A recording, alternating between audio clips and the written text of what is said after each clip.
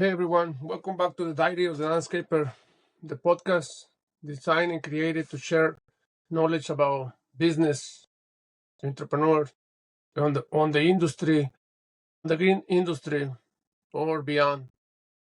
This episode is going to be about anti-siphon irrigation valves or irrigation valves, which is this one right here. We're going to be talking about the functions of this valve because I've been noticed throughout the years here in San Francisco Bay Area that these valves are being installed wrong because the lack of knowledge and the lack of information. We're going to start from this and let's get it started. This is the anti-siphon valve, Hunter.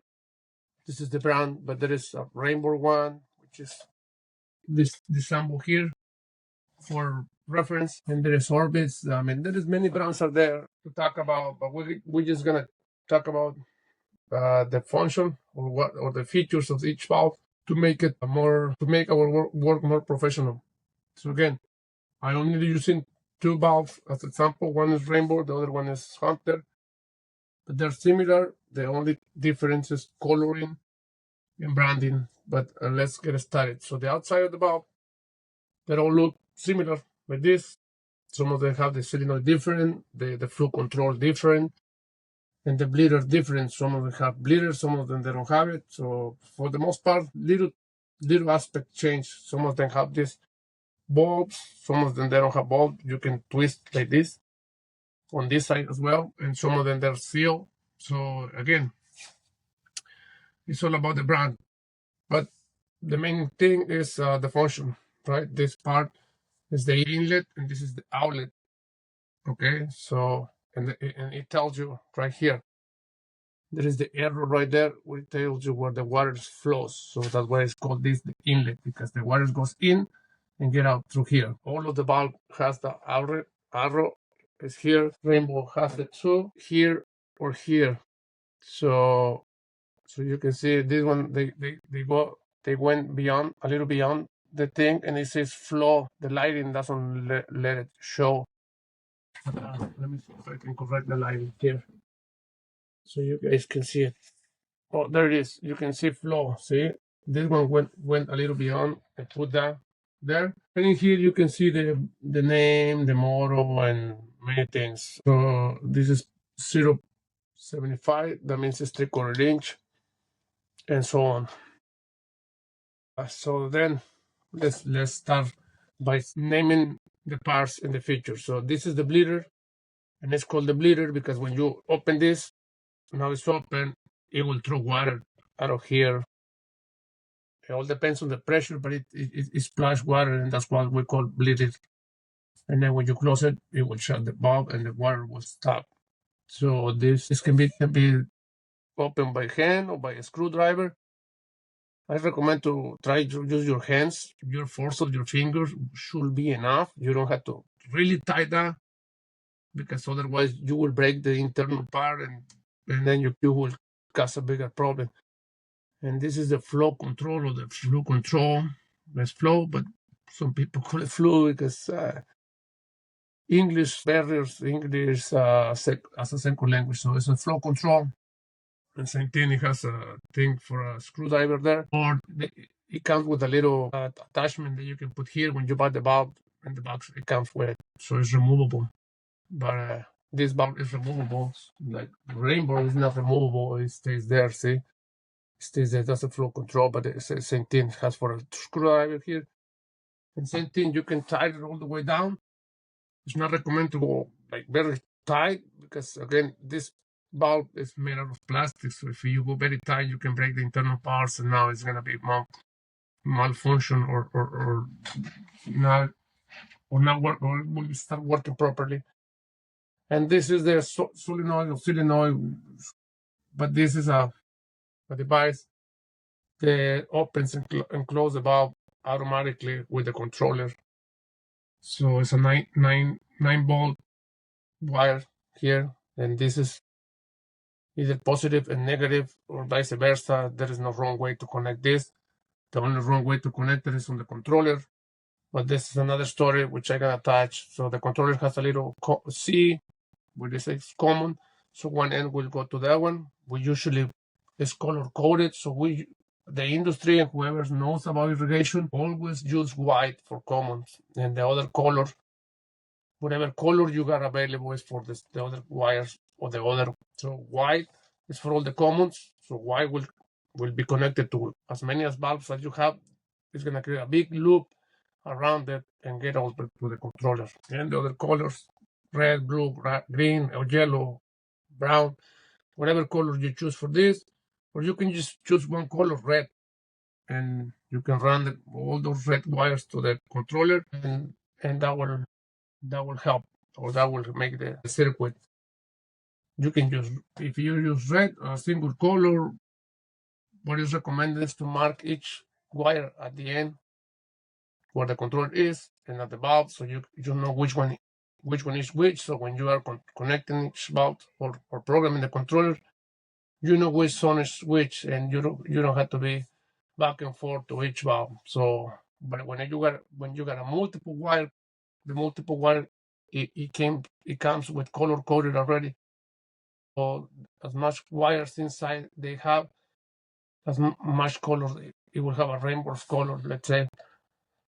But this is what it does. So in this device, what it does is it creates a magnet field. So when the controller sends the voltage here, the magnet will pick up a little piece of metal. They will act like an opening, or like a door will open and close. So when this is open, so that means this is active with the power. And when it's closed, the power is gonna get cut by the controller and drop that little thing. And this is the flusher, the backflow preventer, the drainer, whatever you're gonna call this. And through here, it will drain all the water, all the contaminated water from the system. So meaning when all the sprinkles go down, there's gonna be a kickback of water through here, and it's gonna splash through here. That's why this thing is very important to have it properly functional, properly installed and maintenance, so that the valve can work properly in your system as well. Because according to the city ordinance, whatever water passed through here already out of the field, or the irrigation drip, whatever you have, is already contaminated. They don't want to mess around with that because they want you to be safe. So that whatever water they send in you is good to drink or for drinking. But once it touches the ground or whatever, the sprinkles is not good. So that's why this device will prevent that water to go there. So that's why it's called backflow preventer, flusher, or vacuum flow, whatever. But this little thing is what it does. And this thing, all the buildings, all the commercial sites has it too, but on a larger scale. And that's why on the commercial side, everything is underground or buried in boxes, because they only have one unit, or maybe multiples, depends on how big is the site and how many water meters they run, or main lines they run. But this is mostly used for residential, because commercial buildings have that. Some residential, some new developments that are eliminating this, especially here in California.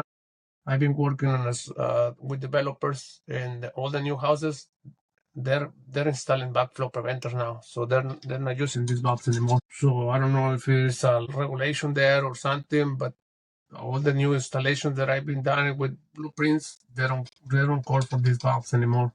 They're all in-ground valves with a backflow preventer, which is this part right here, but in a bigger scale. And then it can be 3/4, 1 inch, and goes on as bigger as 10-inch, I believe, or more. I believe I did a 10-inch one in Sacramento one time. So there you go. So this is the external part, and those are the bolts to get into the internal chamber. And this, again, you can take off this, and then to maintain, because sometimes there is debris here that accumulates and it makes the water drip a little bit when it's running. So that means there's something stuck there. So you just need to clean it, because sometimes spiders goes there if it's been left without use for a long time, especially in winter. People shut them off for the whole winter, which is 3 months. So here is like a little cave, like a little house for spiders or something. So maybe they go in to keep themselves warmer. So make sure you maintenance this part. So now moving to the internal part or the pyros by itself. So again, this is the solenoid, and they all have on and on. The other one too, on and off, and it's only a quarter turn. That's it. That's all you have to do. And that quarter turn will create through here like a little chamber or empty space where the water will go and allow the other pressure to go. And that's why let's call it the siphon valve, because and then these valves are their function by pressure. So this device is just to this device or the electricity that goes here is just to change the pressure from one side to the other one to make sure the water goes through here. And here from this joint or split, which is this is the top part, the bottom part, top chamber, bottom chamber. Yeah, in between there is the diaphragm. So this separates the pressure from top and bottom. Okay, so when this device or the bleeder is touched, the pressure in here on top chamber will drain through here or through this little hole right here, which is the solenoid. And the pressure here will be released. So the water that's pressure in here or pushing here will go like this. And it will push this thing, which this thing sits in here and this ring right here. So this thing seals that. And that's how the valve is closed. When the pressure is released from here, that's drained again. This is gonna pop almost like this, but through the top part, and it's gonna allow the water to go in. And when it's closed, the solenoid is gonna drop that little metal piece or rubber. It's metal with rubber, but the tip is gonna drop it down. So then the pressure is gonna build here again, and it's gonna start slowly with the help of this stream pressure down and shut the valve. That way you can really hear that if you have the time and the way to put your ear close, you can really hear the pressure shutting down this, because it's gonna sound like this, kind of like this, and that's gonna crash. And same thing when you open it, it goes like, because the water goes the opposite direction, and since this chamber is smaller, it sounds like a little pop thing, because it's this thing moving up and down. And there is some internal channels there to release the water there, so there's no leak. And this also adds like a gasket, so there is no water coming out through the sides here. So this is a very, very, very important device or part of the valve. And let's say there is a little pinch here or hole, that this valve will never shut. So it will keep running, okay? Because it's a little hole there, so the pressure cannot build on top or on the bottom, so it's gonna be running not fully open like when you open it manually or through the controller, but the water is gonna start. It will never start going through. So on the sprinklers, on the drip, there's still gonna be a little bit of water, and that is gonna waste a lot of water and a lot of gallons, and also sometimes it's hard to identify because it's just it all depends on the hole or if there is a little debris, piece of metal. A lot of old pipes are metal, cast iron, whatever. And when the city repairs, sometimes it goes all the way through the piping and it gets trapped between this and this ring right here. So it kind of poke this a little bit, not all the way through, because this middle part is way thicker than this part right here. This is like a quarter inch, maybe 1/8 of an inch. So it sits there and gets stuck. That little piece of debris or trash, whatever you want to call it, is gonna create a little opening, and then the water is gonna go through. So this is very important. And sometimes, depending on the weather and the time, that little debris, piece of garbage, piece of pipe, metal scrap sits here, it's gonna create a dent because it's rubber, so it's gonna make a mark. It's like when you put your piece of metal and you press it hard, your skin will take the shape of the metal or whatever, right? It's gonna have the same thing, but your skin will become normal back again within a minute or less. You can do that through this, but you have to expose to the heat a little bit, especially if it's cold. That then it's not gonna go in the cold water, so it's gonna leave the mark there. So when you put it back in, the water is still gonna go through. So make sure you put it on the microwave or a little bit of heat with a heat gun or fire like a lighter, but they just don't go very close because now you can melt it. So it can bounce back, and that will help. Sometimes with the little bulbs, not from this type anymore. Well, they make still some, but no electric. But if this thing is metal and they got a little bit of a dent or something, you can sand that with a sandpaper or grind a little bit, and you can make it more nice and smooth, and that will make a perfect seal. That's on metal. On plastic is more hard. You can do it too, sanding, but since it's plastic, it's gonna have more issues, so you have to be very careful with that. And then these devices, the backflow preventer, see, it has the little washer thing that you can press it. That's when the water comes, it presses here. So this, when they press that part, this hole will be sealed, so nothing will go back to this channel, this piping, okay? And it will flush it through the opening right here. You can see the opening. So that's how the design works. So when it's open like this, it will flush everything.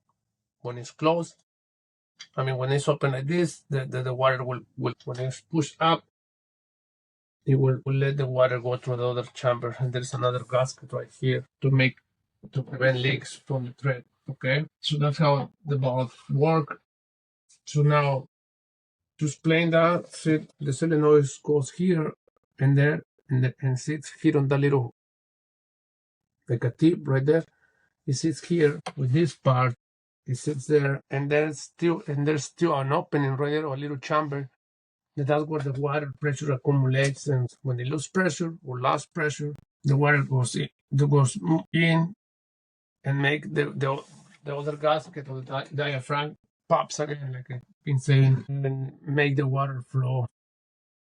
So that's the internal part. So it's basically the same pressure of the building or your water line as the pressure is it will be the mechanism or the hydraulic part of the valve to be able to operate. Okay. So that way the same pressure will make the valve function. So the power is just to create a magnetic field, but the valve itself relies on pressure to operate. Okay, if there's no pressure, the valve will never open. So there you go. So based on pressure too, you will determine how many valves you're gonna need for your project.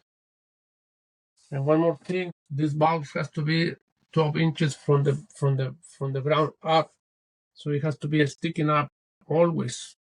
But a lot of people here in the Bay Area and many places that I've been seeing, they put it on the ground, and that part is not properly, it's not correct, because again, when the sprinkles goes down, they're gonna throw a kickback, and if it's too close to the ground, this device will fail because there's too much pressure. Now it's gonna go back to the drinking water. Same thing with the backflows. And another thing that a lot of people does not know about this has to sit on the higher place of the property. Meaning, if you're on a hillside and you have a slope, the house is a little higher, you have to put it on the higher part, 12 inches from the ground up. So that way, when it's a kickback, the gravity will help you. But if the gravity it wasn't enough, then this will release all that water and make your drinking water safe. But if you put it on the bottom part, now you have the pressure and the gravity works against you. And then when the sprinkles go down and that is in the bottom, so all that run through the pipe, the gravity is gonna create a velocity, a momentum that is not gonna be enough for that valve, even though you put it 12 inches above, because that's what they recommend, but on the higher part, not on the bottom.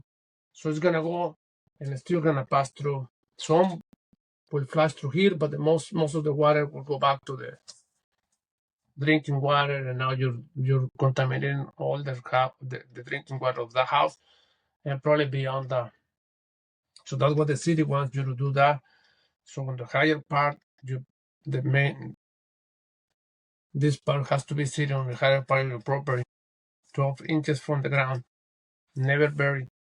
Another mistake that I see a lot, people put it this close above together, and I don't recommend that. Even though you put YouTube nuts or nuts to be able to dismantle this still it's hard to get into it without players or something or channel locks. So I always use these measurements as a separation, so one valve here and one valve here. So when I ever need to dismantle the manifold, I can either use the thread nut over here or just turn around this valve because it's gonna have enough space to go around, and that way you can change it faster with just one dismantling one side, not both sides at the same time. So that's another thing that many people there don't think about it because they want to hide. I know a lot of people wants to hide these things because I know it's annoying seeing it sticking out like this 12 inches from the ground. But that's what our creative way works. There is another thing you can sell right there. You can put plants around it, like on commercial sites, they put plants around the transformer green boxes, the electrical power utilities, so they can hide this, so they can do that. And if you do properly, there is some kind of plastic rock covers that look like a rock on Home Depot that you can put on top. But that's why you have to enough bulbs to cover the whole area. But there's houses that they put. I've been seeing houses, many small houses, like new developments that the yard is probably a little bigger than the balcony or something, and they have like 3 or 4 bulbs for that small jar. When if you design it well, one bulb will do the whole thing. Maybe 2 if there is shade in sunny area, then you can split in 2 to be more efficient. But I've been seeing 4 bulbs, 5 bulbs, and bigger projects or bigger jars. I've been seeing like 20, 30 of those bulbs, and I say, man, this guy didn't have no clue about irrigation because again, you don't need many bulbs to run your system properly. As long as you have a book and you understand, and those books are free on any brand. So like there is Rainbow University, Hunter University. Toro has a lot of resources out there in their website on most of the language, but the most popular English, Spanish, and French, I believe, they're out there for you to learn and take advantage of that. But since a lot of us don't want to invest on ourselves, and we just go grab the bulb and install it without even reading the little manual that is there on the box, and depends on where you buy it. So like Home Depot has the little box with the manual, but if you buy it on one of the main landscape supply stores like Horizon, Water Savers, Site One, Ewing, they don't have those. They don't come in a box. You just grab one like that and go pay, and that's it. But they will give you resource there. They will have the PDF file, I believe, or something. I don't know if they can print it. I have never asked for it before because I always have it handy with me. But they also have books, and those books will tell you everything, or the color, we call it, and they will tell you how much pressure they need to operate properly, attachments that you can put to the valve, so that zone, as we call it, to work properly, the most efficient and water-wise ways without wasting water. So there is a lot of ways to save money and water, knowing how to install this properly. But since a lot of people out there is not taking advantage of the information out there, they're wasting money and make their customers waste money as well. So make sure you understand and follow those procedures, follow those stores, follow those things. And again, any brand that you call, they have an excellent customer support service there that they can guide you through, help you troubleshooting, and all those things, so you can become more professional and more reliable for free. They don't charge, and even if they charge, I will be willing to pay because it's gonna be something that I'm gonna grow and then pass it to the customer expense, and so now you're not paying. But anyways, but it's free and it's out there. So we just had to learn how to take advantage of that. And then it's very important too to understand the piping as well, because again, all that goes together. The smaller the pipe, the more friction, less pressure. So that's the pipe that is mostly recommended for residential is 1 inch. A lot of people don't like to work with 1 inch because they say it's more expensive, more big, and more that. But it's the ones for residential who got the less friction, so it will give you or a better system, more accurate system, less headaches. Okay, so and that's why sometimes it's better to have a landscape designer or architect doing that design for ourselves. But I know budget is an issue. A lot of customers don't want to pay for that. It's expensive to pay an engineer to draw something for you so I can follow it and install it for you. So it's gonna cost him probably a couple $1,000. And instead of hiring one guy from whatever social media platform you can find it or marketing place there, hire that guy, hoping that he's gonna help you. But we don't know if he really have that experience. Because there's another thing, a lot of people there claims experience equal the time, the numbers, or the number of years of the time that you have been on the industry. As an example, I have 20 years of being working in the green industry and the landscape, but I don't consider that all experience, because probably the five or 10 years I learned a lot and just take all the information, absorbing all that information. So that period, I don't count as experience. I count as a learning. So after that is my experience. In reality, I will have like probably 12 to 15 years of experience. But in the industry, I have more than 20 years. So see, that's the difference. And a lot of people, they just jump to the trade today and start working without any research or anything that the industry offers.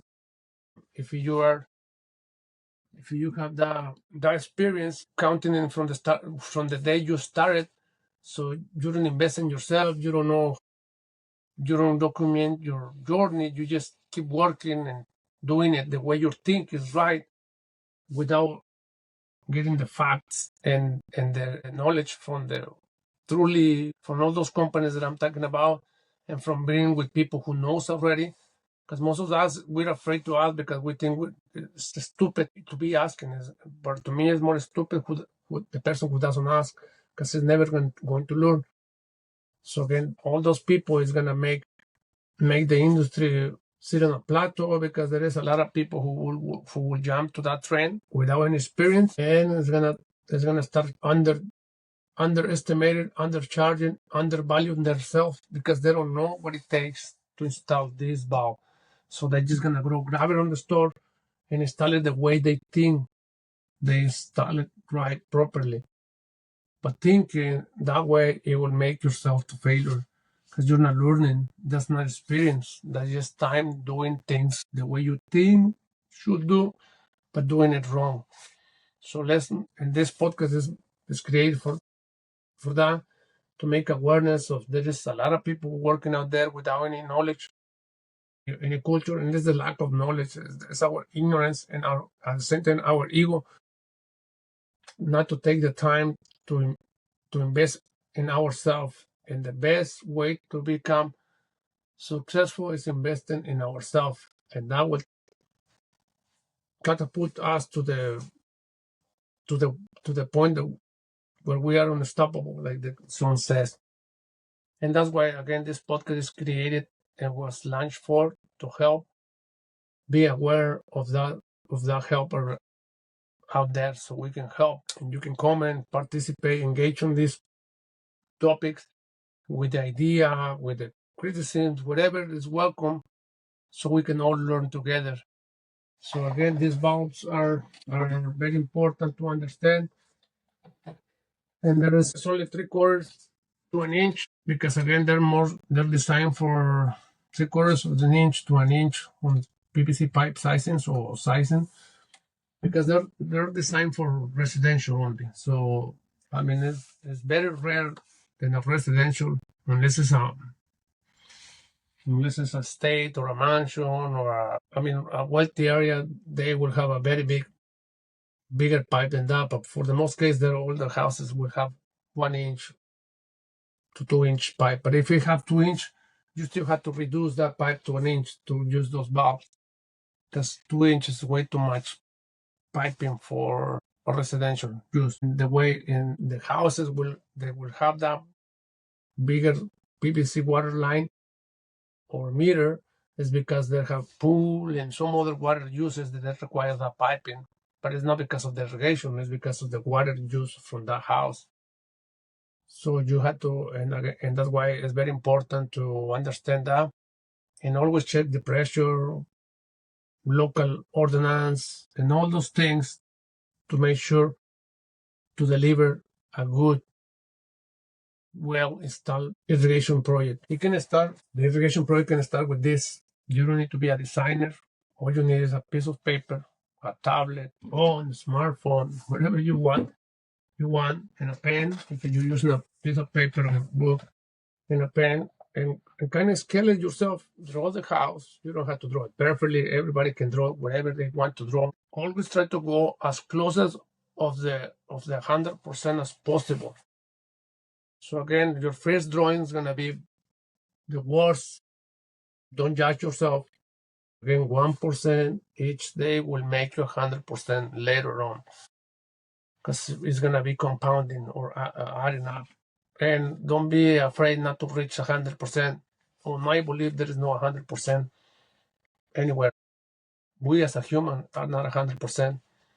There is some humans who born with disabilities or with mental issues. That's not 100%. So even nature failure, why shouldn't I? So give us a break and take it. So start drawing something, go to a clean page, whatever, and start drawing something. A square. Again, the person has to start putting measurements like 30 feet here, 40 feet here, and that will help you. That will help you to scale the area. So you know how to do it. And with today's technology, if you do this drawing very good, you can snap a picture and upload it to ChatGPT and tell it, hey, I got this lot 30 by 40, and I want to put lawn, but I want to do irrigation as smart as I can, or as we can, and very good layout. So it will give you a drawing or a picture or how to do the sprinklers at equal distance and everything to the point that you can just follow that. And the more information you give to ChatGPT, the better the results. So like you give them the drawing and the PSI from the main line from your point of connection. Look, we have this PSI with this area, and I want to do 2 zones, one for shrubs, and the shrubs are gonna be inline drip, and the lawn is gonna be pop-ups with MP rotators with this pressure. And it will tell you exactly how many nozzles you will need, how many sprinklers, and how far apart. So it will be very easy. And that's what I said. Don't be afraid to draw whatever you want to draw. ChatGPT will never judge you. Human will judge you, but again, you're learning, and with that process, you will become better every day. The more you do, the better. So all those tools are there now. It's so easy to do things. And then one of the most important thing, I keep saying the most, but and I keep adding the most. But another important thing, let's say not the most. Another important thing is estimating and takeoff. If you draw your sketch, you have a starting point now to become master on pricing, because now you have something to go with and start adding all those numbers, like how much pipe you're gonna need, how many heads you're gonna need, all those things. And now, based on your experience, your knowledge, you're gonna kind of figure out how much time to do those tasks will take you, and you keep adding all that up, and that's gonna be your total. Okay, don't do by square footage, because if you use the square footage, yeah, it's gonna be a big number. That's it. But for the most part, everybody who does pricing by square footage is losing money.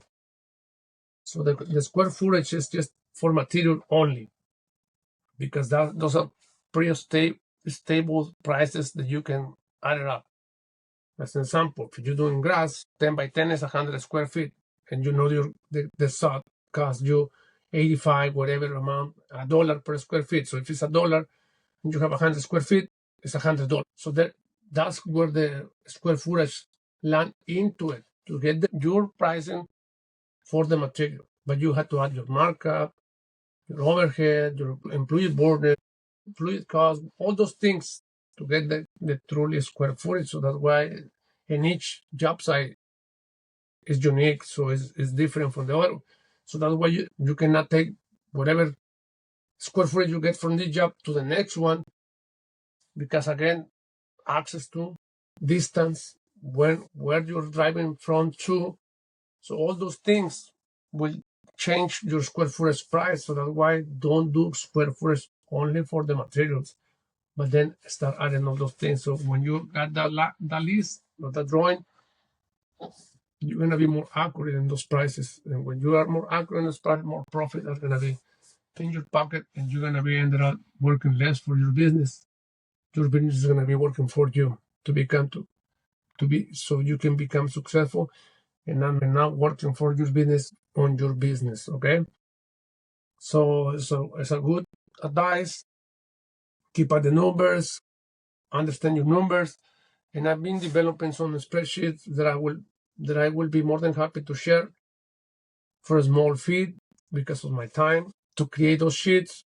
But if you don't want to pay those fees, you can start creating your own. Everybody's welcome to do whatever they want to do. But as all I'm saying is, I had to develop some sheets to start understanding true cost of labor and price for us, and then the price for customers. So those spreadsheets will tell you your price and then the price of the customer. So if you're interested in that, DM me, message, or get in contact with me. I'm more than happy to sell you a copy or to share you a free copy, which will be very basic. But again, at least you're gonna have a starting point. I have one for pavers, for irrigation, for soil renovation, for turf and planting. So I've been having a few. So I've been separating each tray, and for fencing as well, for concrete, so that